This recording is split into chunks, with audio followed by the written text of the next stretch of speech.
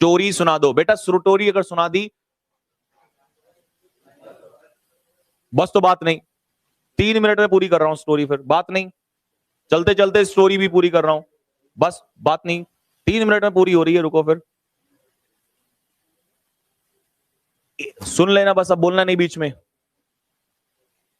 एक बार क्या होता है, एक गांव से एक लड़का शहर में निकल जाता है, बोलना मत, अगर कोई बोला तो मेरा साइकोलॉजी खराब हो जाएगा, और आपको पता है कि फिर सारी चीजें खराब हो जाती हैं, तो एक बार ध्यान से सुनते रहना।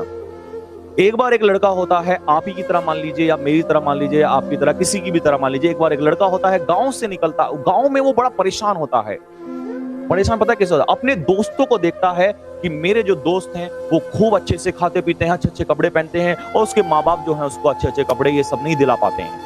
वो कहते हैं बेटा तू पढ़ाई कर ले, काम कर ले, ये सब चीजें वो कहते हैं कि हम इतने कैपेबल नहीं है, तेरी हेल्प नहीं कर पाएंगे, तू मेहनत कर, कमा, बड़ा आदमी बन, और कल ये सब चीजें करेगा तो अच्छा लगेगा, हम उतने कैपेबल नहीं है। उस लड़के को गुस्सा आता है, परेशानी होती है, कहता है दोस्त के जो माँ बाप हैं वो तो उनके लिए करते हैं, तुम मेरे लिए क्यों नहीं करते हो? गुस्सा आता है और गुस्से में छोड़कर चला जाता है, गुस्से में छोड़कर घर को चला जाता है। माँ बाप बहुत रोते हैं, रोकते हैं कि हमारे लिए तो सब कुछ तू ही है बेटा, अगर तू कहे तो हम सब कुछ तेरे लिए बेच देंगे, क्योंकि खेत उनके पास होते हैं, कहते हैं हम ये भी बेच दें, तू कहता है। तो उसने कहा नहीं मुझे कुछ नहीं चाहिए, मैं निकल जाऊंगा और मैं बड़ा आदमी बन के दिखाऊंगा तुम्हें। क्या बोला था वर्ड ध्यान रखना, बड़ा आदमी बन के दिखाऊंगा। और गांव को, घर को, माँ बाप को छोड़ के, सबको छोड़ के निकल जाता है, शहर में निकलता है।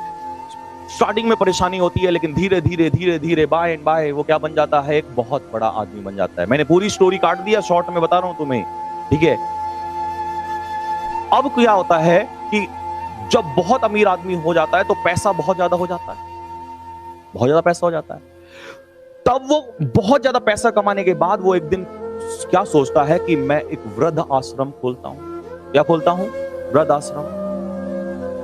तो बहुत ज्यादा पैसा कमाने के बाद वो सोचता है कि वृद्ध आश्रम खोलता हूं। तो साहब उसने बड़ा ऐलान करा दिया उस शहर में कि मैं वृद्ध आश्रम खोल रहा हूं, दूर दूर तक ये बात पहुंचा दीजिए, पूरे देश में पहुंचा दीजिए सारी चीजों, सारी बातों को, मैं ये वृद्ध आश्रम खोल रहा हूं। ओल्ड एज होम सुना है आप लोगों ने? अब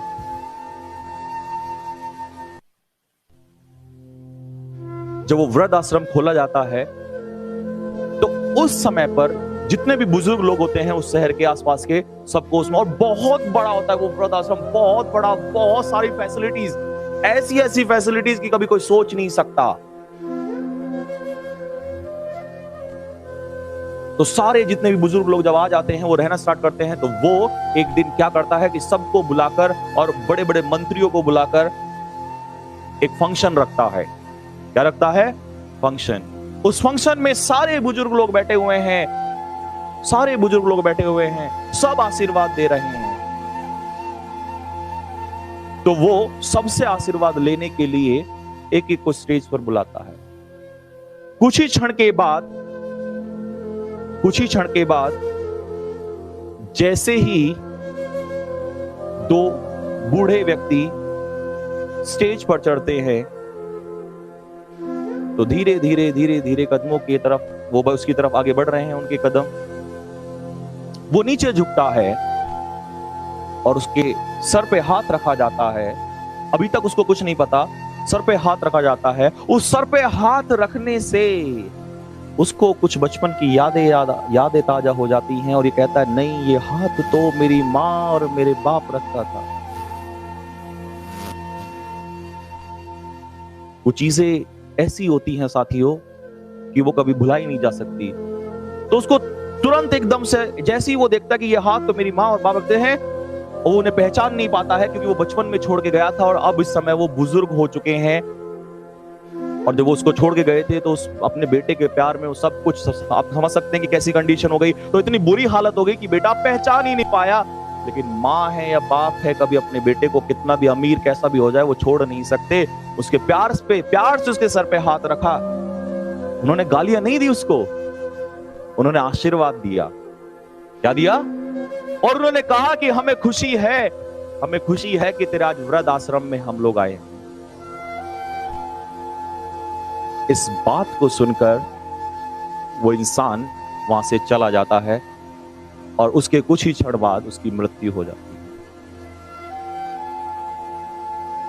साथियों, ऐसा क्यों हुआ? उस इंसान की मृत्यु क्यों हुई? ऐसा क्यों हुआ? माँ बाप ने तो उसको गलत नहीं कहा था। माँ बाप तो ऐसे होते हैं, उस समय भी उसको क्या दे रहे थे? आशीर्वाद दे रहे थे। लेकिन ये सदमा वो क्या बर्दाश्त नहीं कर पाया कि मेरे माँ बाप, जिसने इतना बड़ा वृद्धाश्रम खोला, उसके माँ बाप उस वृद्धाश्रम में है। इंसान कई बार जब बड़ी ऊंचाइयों पे पहुंच जाता है तो ये चीजें, छोटी छोटी चीजें, ये बेइज्जती बर्दाश्त नहीं कर पाता है। अपनी ऊंचाई को इतना भी बड़ा मत ले जाइए कि नीचे जमीन पर पैर रखने में कभी नीचे जमीन पर पैर ही ना रख पाओ। और उस पैसे का क्या फायदा अगर कंडीशन ऐसी हो जाए? आप भगवान के पीछे भाग रहे हैं, पैसे के पीछे भाग रहे हैं, और उस भगवान को आप वहीं छोड़ के चले आए। और सैल्यूट तो बनता है, ऑब्वियस सी बात है। मतलब इससे मैं यही कहना चाहता हूं कि माँ बाप फिर भी हमेशा ऐसे ही होते हैं कि देखो उसको छोड़ के चला आया था उनको, और आज भी उन्होंने ये नहीं कहा कि अबे ये तो सब कुछ हमारा ही है। उन्होंने कहा कि हम तेरे वृद्धाश्रम में हैं, तू अगर इससे खुश है तो हम तब भी खुश हैं। माँ बाप हर सिचुएशन में खुश रहते हैं। लेकिन कई बार बच्चे क्या होते हैं, शानो शोहरत, दिखावा, ये वो सो, पता नहीं कहां किन रास्तों पे निकल जाते हैं। लेकिन लास्ट में समझ में आती है तो एक ही बात आती है कि स्वर्ग तो वहीं उन्हीं कदमों में है, उन्हीं चरणों में। किसी माँ बाप को कोई आपकी चीजें नहीं चाहिए, ये मैंने पहले भी बोला था।